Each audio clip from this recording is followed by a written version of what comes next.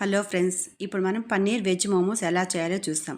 ఒక కప్పు మైదా పిండిలో సాల్ట్, కొంచెం ఆయిల్ వేసి వాటర్ వేసి బాగా కలుపుకోవాలి.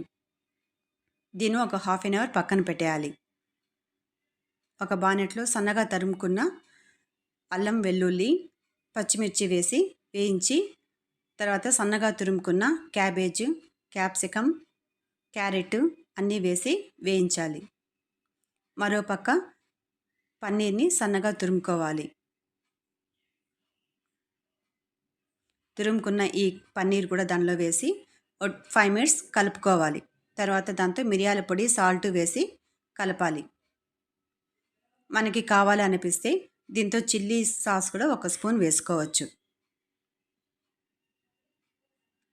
తర్వాత ఆ పిండిని చిన్న చిన్న ఉండలుగా చేసుకొని రౌండ్ షేప్లో వచ్చే విధంగా రుద్దుకోవాలి.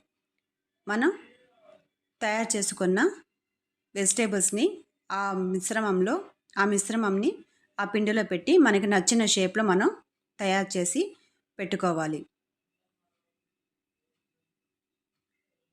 వీటిని ఆవిరి పెట్టుకోవాలి. 10 మినిట్స్ పెట్టిన తర్వాత దీన్ని తీసుకోవాలి. అంతే, వేడి వేడి వెజ్ మోమోస్ రెడీ. పిల్లలు స్కూల్ నుంచి రాగానే ఈవినింగ్ టైంలో ఇచ్చారంటే పిల్లలకి హెల్తీగాను టేస్టీగాను ఉంటుంది. పిల్లలు చాలా ఇష్టంగా తింటారు.